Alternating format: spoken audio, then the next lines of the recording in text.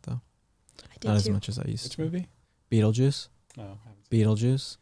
it. And we're Beetlejuice. live. Yo, what's up? Hi, nerds? everybody. Nerds? Just kidding. No, I love you guys. I'm calling people nerds because I'm wearing my sunglasses right now. There's a reason though that I'm wearing my sunglasses. I'm wearing them because we got new lights in here. Show Amala's camera too, Taylor, because look how sick this is. We're so bright. I know, we're so bright. Shine bright like a diamond, Rihanna. Looking great out here. But we got all new set stuff. It seems like every week we can never get this right, and we're finally trying to get things right. Hopefully this stays and we have light on us for the foreseeable future for Witt Live, Amala on Air, and then our little chats that we do every few days during the week. Yeah, for those of you who caught the last live, my shelf went flying off the wall, and we have now drilled it into the wall, so hopefully that doesn't happen. That's okay, though. No, those kind of things, I'll be honest, like those kind of things inside like a podcast or a show or whatever, like things that happen sporadically that you're not expecting are some of the best parts of a show. They add character, as they say. Yes, definitely. Oh, yeah, Amala, move. You're too close to me. I know you want to be close to me, but Okay. you don't have to be that close. That's wishful thinking on Will's part. Guys, we're really excited to have you here today. We got some stuff we wanted to talk about with you guys. I'm gonna take the sunglasses off now. There we go. There's my beautiful face. I'm not hungover. That's not why I'm wearing the sunglasses. I'm doing it because of all the new lights in here. But we wanted to show you this CIA video. Did you guys see this? It was a video that was put out by the CIA. It's called #WednesdayWisdom. It's not Wednesday, is it? This was from last week. It's not currently Wednesday. No, it's not Wednesday. This is from last week. Taylor, I don't know if you can put me on the You're there. corner screen. Step ahead of you. So thank you. Taylor's here too. Hi. So we wanted to watch this video with you guys. Yeah. And react. I actually haven't seen the video yet. Have you seen the video? I have seen parts of this video. Okay, Amala's seen the video. I haven't seen the video yet. I don't know if you guys have, but we're just gonna play it and go through it and let you guys know. This is the CIA, mind you, okay? Government organization right here. CIA. Oh. He just... I used to struggle with imposter syndrome, but at 36, I refuse to internalize misguided patriarchal ideas of what a woman can or should be. I am tired. All right. First 10 seconds, my mind is already blown. Yeah, I'm already over this video. Wait, what is imposter syndrome? What is that? I'm actually confused as to, maybe it's her acting like she's not conforming to the patriarchal societal views. I have no clue what imposter syndrome is. Do you? I don't know. That's why I'm asking you. Yeah. What does that have to do with the CIA? I have absolutely no clue. Let's watch it again. Let's start from the beginning again. Okay. I used to struggle with imposter syndrome. All right, in the comments, please let us know if you know what imposter syndrome is. I think Yeah. she's saying that like she thought she wasn't a part of the patriarchy and pretending to not be a part of it, but now she's like she's woke and she's realized that she is part of it. Yeah, I just have absolutely no clue what that could mean. It's But at 36, I refuse to internalize misguided patriarchal ideas of what Misguided patriarchal internalized ideas. She's playing the game where it's like how many buzzwords can you fit into one sentence, right? and see how many you can get. You get points for each one. It's like drink every time this woman says a buzzword that's leftist. It's wild. I would be blacked out by now. It's only been 10 seconds. I don't understand I don't understand the point that she's trying to make with this. I understand that she's trying to show that she's so woke and a leftist, but I don't understand what kind of changes can be made through this video. You know what? Maybe in the next 20 seconds she will explain herself. Oh yeah, maybe I should play the rest. Amala's like, let's keep going. Okay. what a woman can or should be. I am tired of feeling like I'm supposed to apologize for the space I occupy rather than intoxicate people with my effort. Intoxicate people with my effort. It's just trying so hard. Do you ever just see somebody and you're like, they are trying so hard? Yes. That is just the vibe that I get from this video. And first of all, patriarchy ? Because I'm unaware of any patriarchal things that we have set in our society currently.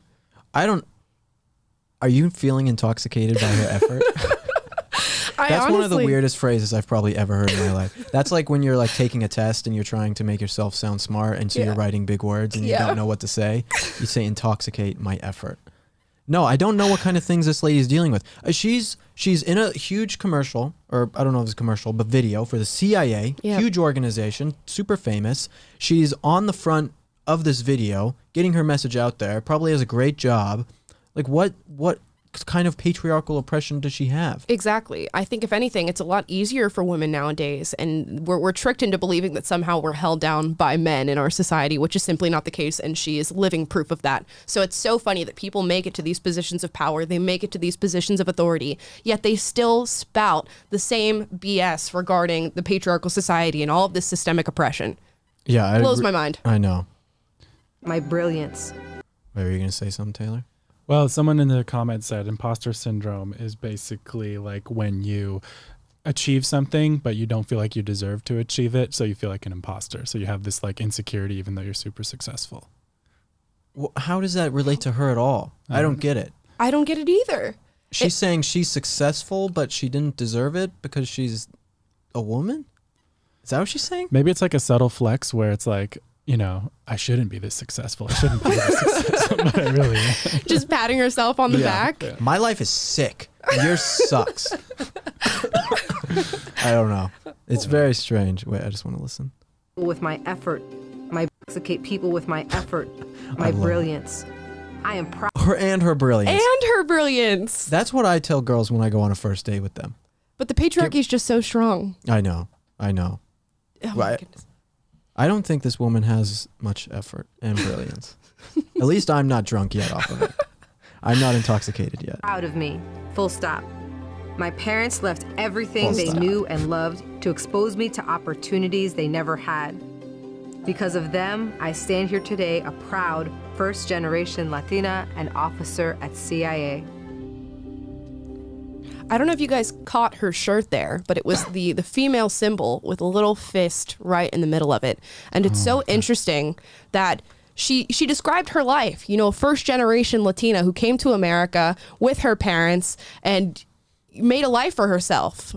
And it's so ridiculous to me that you can still spout the same things about oppression and patriarchy when your parents are a living example of all the opportunities here in America. And you proved that simply by living. I would be interested to know what country specifically that her family came from. Yeah. Like if she came from like Cuba or something, or Venezuela or some type of, you know, communist or socialist country with tons of oppression in Latin America, El Salvador with tons of crime or something.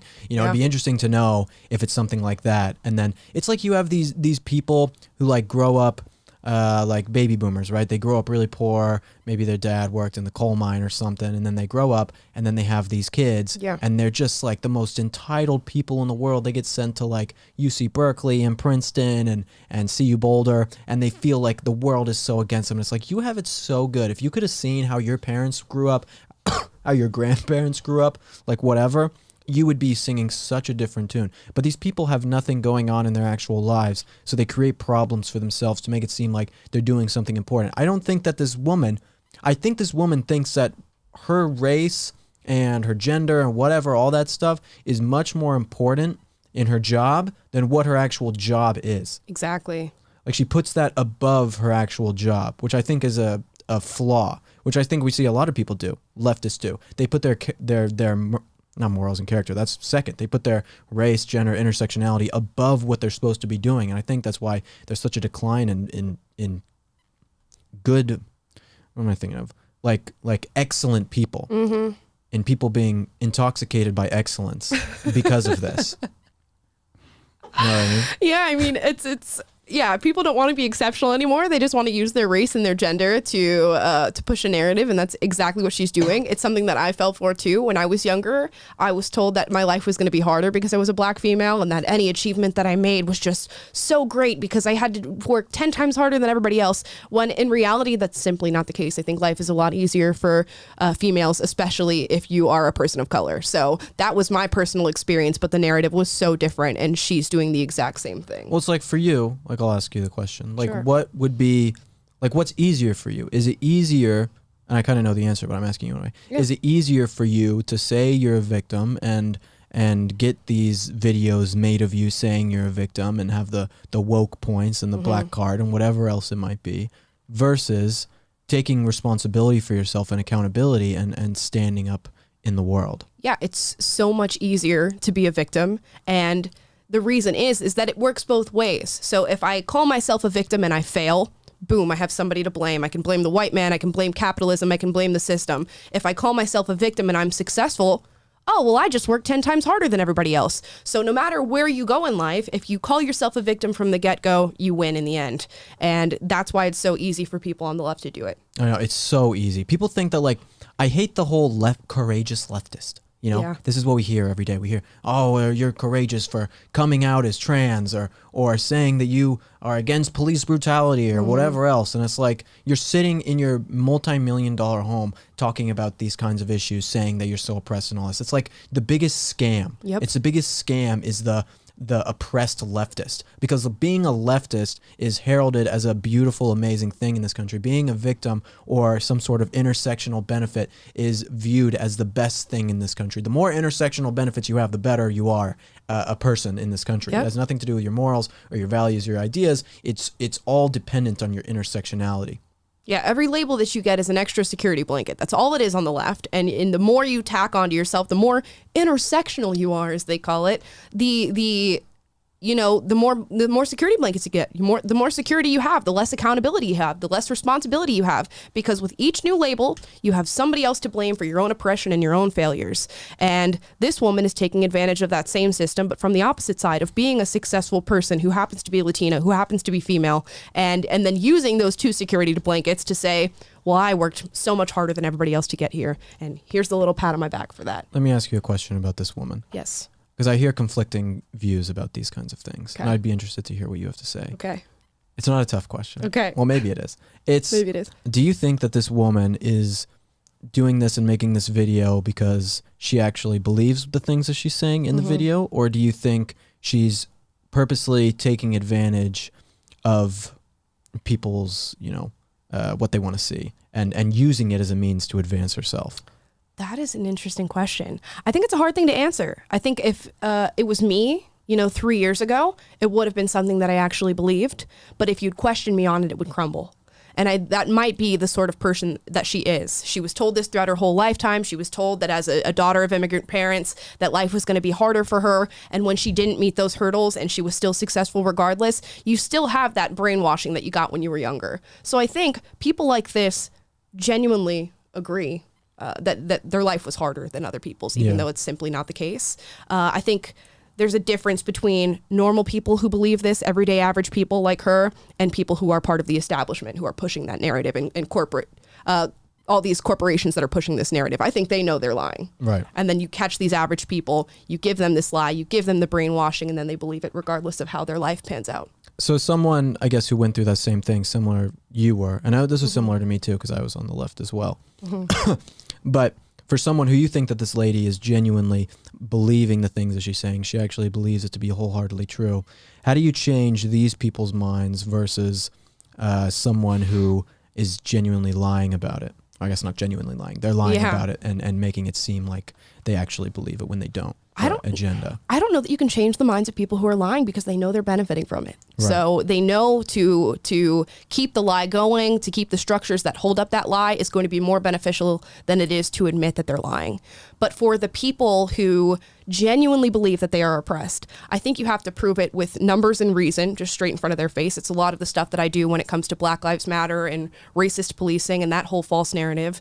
And then you actively have to show them examples of people who are successful and don't use victimhood as this sort of crutch to their story. And when people hear those stories, like I did, that was a big part of waking me up. Yeah. That's good. Good answer. I put you on the spot and you did a good job.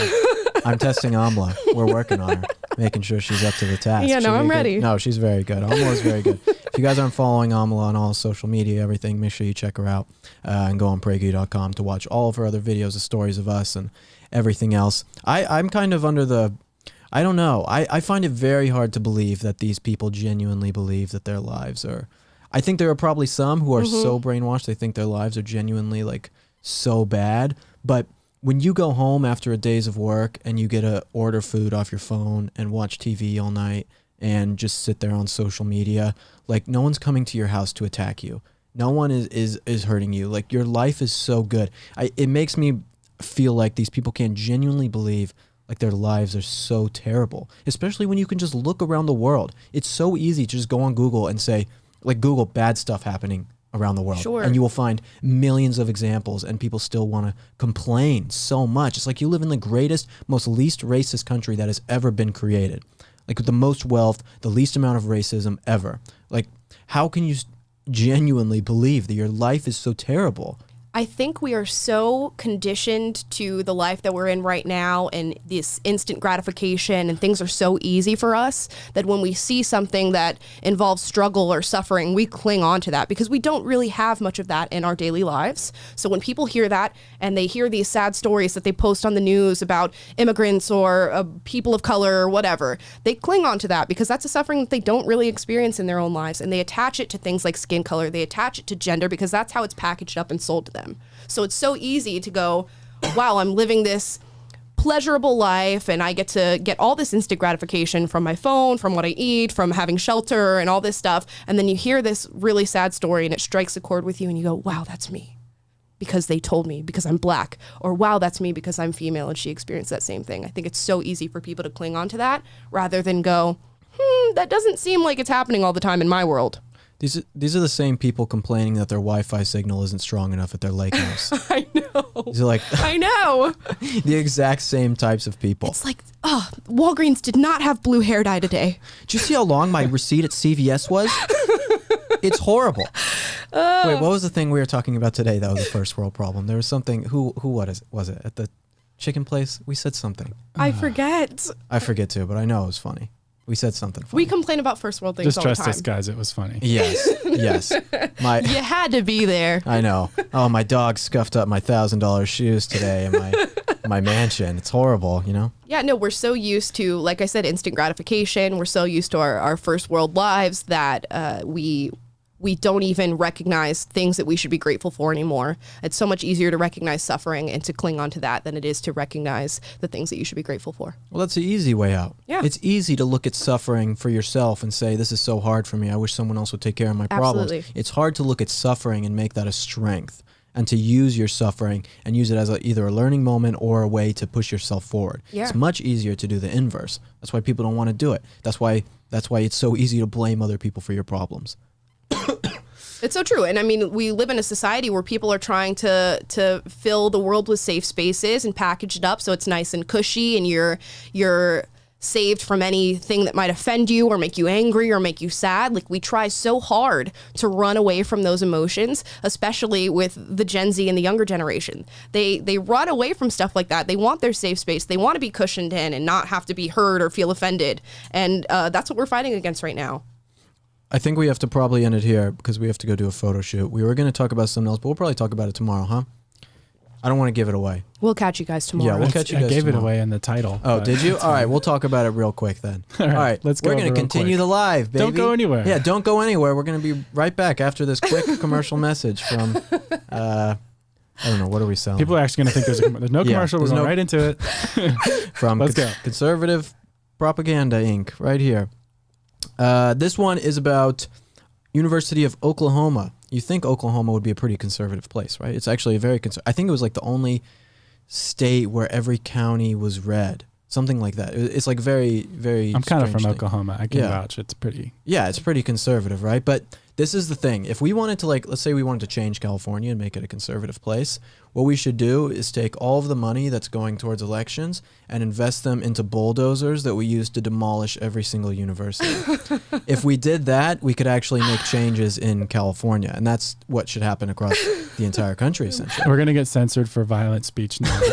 Because Yeah, I'm sure. Will just Listen, incited violence. No, I don't want to hurt the people there. Just the Guys, the we'll make sure bedrock. the universities are empty. Yeah, just the building. They have insurance. Yeah, we're gonna tell them that COVID is in the building, and they're gonna clear out real fast. Okay, get your grandma out of there. If they can burn down Wendy's, we can burn down universities. Yeah, exactly. It's only fair. 1 for 1. No, but University of Oklahoma. So this is what I'm saying. It doesn't matter if you're in a super conservative state, super conservative city. If you go to a university, it's going to be leftist. That's just how it is. Universities are the breeding grounds of leftism. Destroy the universities in America, and you will have a more conservative America. That is just the truth. So at University of Oklahoma, what they did is they scrapped the title of King and Queen for homecoming, which this is homecoming. I thought that was like a high school thing, but apparently maybe it's like a something else for the university? Just for like their college football circuit. They do it in college too? Yeah, if you went to college, you would know. I went to college, Taylor. All right? I did too for a little while. And dropped out. I dropped out twice. I dropped out once. Yeah. Well, that's... Hell yeah, Amala. Yeah. Oh, Taylor's got a college degree, huh? 2 degrees. 3. Yeah. If you 3 count degrees? Associates. We have 0. Oh, man. And who's in front of the camera, Taylor? Who's in front of the camera? Donate to PragerU so I can be on camera. Yeah, exactly. We actually have a camera for Taylor. It's just not set up. So, anyway, instead of having homecoming king and queen, they changed the title to royalty. So now they have homecoming royalty, and they gave it to 2 men to boost equality. Amala? It's exactly what we just talked about, and it's the point that I just made, that our generation is so consumed with not wanting to be offended, having their safe space. So we make these sacrifices. We turn king and queen into royalty. And in conceding that, we concede parts that are just natural to our human biology. Being a man, being a woman, that being a pair, and that being what is typically rewarded for the homecoming king and queen. So now it's royalty, and everybody has their safe space. So we're better off, right? But we're sacrificing ground of which we've always been biologically connected to. So it's just insane to me. How many? I'm asking genuinely. How many trans people? What is the percentage of the population of trans people in America? It's like less. It's like before the last 5 years. It's like right, exactly. Honestly. It's like skyrocket. It's like, but like, it's close to like 0.1% or 0.05%, or something like that. It's like a very small number of people. I might be misspeaking. I don't want to misspeak, but I know that it's a very small number. It is. Right? And so in this article, it talks about, but students in recent years have demanded that contests reflect changing times. You understand this is still such a small minority. You have that 0.1% of people who are trans, and then you still have 99.9% of people who are either man or woman. Why do you need to change the thing for the entire university when the entire population of America is still 99.9% just men and women? Yep. You're not reflecting to changing times. You're reflecting to the changing leftism that is encroached on your university, that you are trying to virtue signal for everyone else. You're not doing it because this is the way that the world is changing. You're doing it because you want to make it seem like you're so woke. Yep. 99.9% men and women, normal men and women who are still the same biologically from when they were born. I don't know why it just doesn't continue to reflect that. It doesn't make any sense. It's just to pat themselves on the back, and then what happens is we change the language, and I think most conservatives share this sentiment. We don't care what you do in your adult life. You're an adult. Your brain is fully formed. You make decisions that impact your life, and you can go ahead and do that. But when it comes to compelling speech, changing words, telling people what they can and cannot say, that's where we tend to have a problem, and that's exactly where stories like this start. They start with changing king and queen to royalty, and then they start with telling students they can no longer say king and queen, they must say royalty, and we start compelling speech and forcing speech, and that's when it becomes a really big issue. So this is one of those things where when you give an inch, because it sounds minuscule, it sounds unproblematic, they take a mile. And that's not what I want to see, and I'm sure that's not what you want to see, Will. Oh, no, no, no. Oh, no. Oh, no, no, no, darling. We don't want to see that. Oh, no, brother. I don't want to see none of that. Here's a quote from Norris. He's one of the men who won. He said, I don't know which one it is. This picture on screen. I don't know which one's Norris. One of these is Norris. One of these is Norris, okay? Do we know he's a man?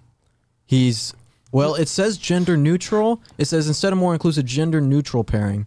But then it says they're men. So are they gender neutral or are they men? Who knows? I don't know. I don't know. They could be both. They could be both. Yeah, Taylor's both. So I don't know. At this point, you can be anything. You can be anything you want to be, okay? So what day is it again? It's Wednesday. What do I identify as today? Yeah, it's Wednesday according to me, okay? Because that's what I want it to be. You identify as it being Wednesday. Yeah, identify as it being hump day. All right. This kid, though, he said, I'm sure there are so many queer students. Can you say queer? Yes, you that's can. That's like fine. That's in the. Man, I used to always say that was like insulting. It's in the Rolodex of words. If you called someone queer. If you call someone that who's not, maybe, but you can label them as it, and it's fine. If they really are, if that's how they want to be. It's LGBTQ. Will, what do you think the Q stands for? I'm just. It's confusing. It's confusing. You have to keep up with these things. Why? There's so many queer students here on campus, white students, black students, who have been able to look at this court and see themselves in it and just really maybe think in the future, not just I can be, this guy's sentence is horrible, not just I can be on the homecoming court, but I can really do anything I set my mind to here at OU, and people are going to support me for it. First of all, this kid, I can't even understand what he's saying. Do you have to pass English class to be homecoming royalty? Yeah, it's like letting a guy with a second grade reading level become the homecoming royalty. I don't know. But that was very difficult to read. I don't know if you guys were following along. That was tough for me. And I was an English major for a year. For a semester. There we go. So I'm obviously very good at reading. But that's like, he's like comparing this, again, it's like the comparing this to something that's actually doing something noble or something that's like actually going to make a difference. Like, of course, you can do anything you set your mind to here in America. You have that opportunity to do pretty much anything. Again, this isn't about that. This is about the virtue signaling and wokeness from these people. But, Amala, do you have any last thoughts? I mean, my last thoughts are really the same. People really shouldn't attach themselves too much to their race, to their sexuality, to their sex. It just doesn't make much sense, and it's not going to lead us to a fruitful society of which we all see each other as equal human beings and we treat each other as such. And these two stories, although they may seem insignificant in the long run, are really perpetuating the narrative that you should attach yourself to your race, you should attach yourself to your sexuality or your gender, and that's simply not the case. And as we see things like this become more normalized in society, it's our duty to call these things out and explain to people why they're problematic, because it's really easy to concede ground on little things like this and not stand up for it and not say a word because it seems insignificant, but it's not. Attach yourself to being an American. Exactly. And being a Christian. These are the things that you should be attaching yourself to, not these things that you had no way to choose whatsoever. You were born black or white or whatever it might be, or a woman or a man. Like, that's so insignificant. Don't waste your time on that. Waste your time, or don't waste. You use your time. Spend your time. Waste your time playing video games. That's much better. No, but I mean, use your time wisely to focus on the things that are actually going to benefit your life, even if they're hard. Even if they're hard, it's much harder to put those things aside and actually push for, personal responsibility. But it's worth it, and you'll feel far more fulfilled than if you do the inverse. I appreciate you guys watching this. This was a lot of fun. Thanks, Amala, for joining. Vote Witt and Amala for PragerU Homecoming Queen and King. There we go. Homecoming royalty. Actually. Homecoming royalty. Yeah. Which one of us is the man? Which one of us is the woman? It's hard to tell. Who knows? We appreciate you guys watching. Make sure that you follow us on PragerU on social media at PragerU, at the Will Witt. Thank you guys for listening. Wait, I was going to have you say your social media name again. At the Amala Ekpunobi and at Amala Ekpunobi. Okay, good. Because it changes. It does change. It changes, so I have to make sure that I'm still on the right one. Are you still banned on TikTok, or are you banned? I'm reinstated on TikTok. PragerU just got banned yet again. Nice. So we're in an ongoing battle with TikTok at all times. So what should we do? What should the viewers do? Go to PragerU.com and sign our petition to fight back against big tech censorship. Great. Thank you, Amala. Appreciate it. Thank you, Taylor. And guys, we'll see you probably tomorrow to go live, talk about some more news, some more things going on. Yep. We hope you guys like it. If you can, share this video with your friends as well. And in the comments down below, leave us comments about questions you want us to answer. Let us know news articles or anything that you want us to discuss on the next week, on next episodes. We'd love to hear you guys' thoughts about all this. So thank you guys so much. Appreciate it. See you next time. Have a great day. Peace.